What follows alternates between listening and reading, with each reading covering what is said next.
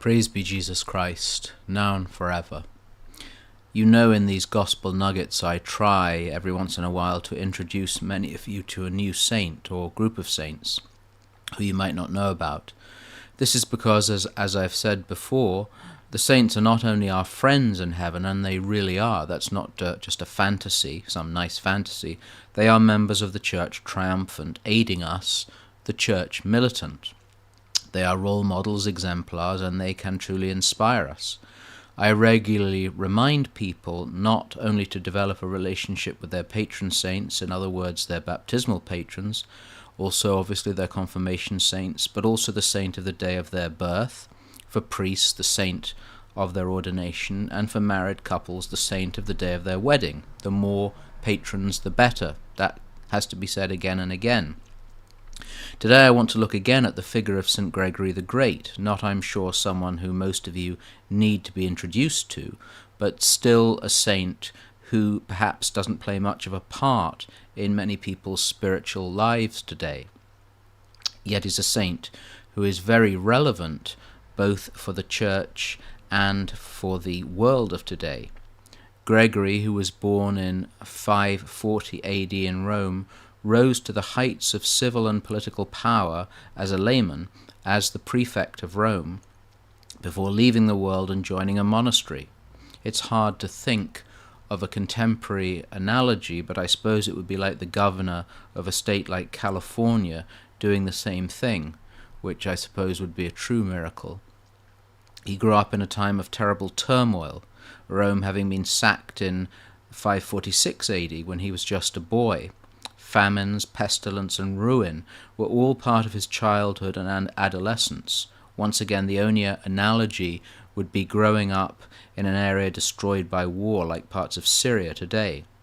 From this experience, the man Gregory emerged, first as a great political leader, then plucked from his monastery to be the papal ambassador to Constantinople, and then very reluctantly on his return, elected as pope.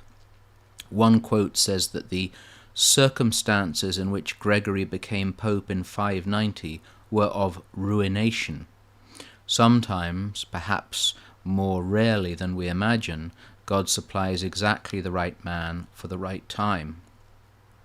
Gregory described to a friend in a letter being pope as like being in a ship in the eye of the storm. He also described his role as being at the helm of an old and rotten ship. Yet this man has received the title given to very few of great. In a short piece like this, it's impossible to list the reasons why he received this accolade, but bearing in mind what I said at the beginning, there are a few reasons why I would commend him to your attention and advise seeking his prayers and imitating his virtues. As a leader, he was always aware of his own inadequacy. This was not false humility, but nor a reason for inaction or excessive prudence. It was an acknowledgement of reality, otherwise known as humility. With problems we cannot possibly imagine, he trusted in God and did the work. We can follow this example. Not comparing the world of today with his, but there are similarities. Barbarians of a different sort are not only at the gates, but occupying seats of power. The church is not triumphant, but yes, rotten in many ways. Gregory must be invoked for assistance, for the help of man on this earth is vain. At the end of the wonderful biography of Gregory by Sigrid Grabner, she quotes some lines from the encyclical Spe Salvi of Pope Benedict XVI, summing up why Gregory, and indeed all of the saints, are important for us. He writes, Pope Benedict, life is a voyage on the sea of history, often dark and stormy, a voyage in which we watch for the stars that indicate the route. The true stars of our lives are the people who have lived good lives. They are the stars of hope.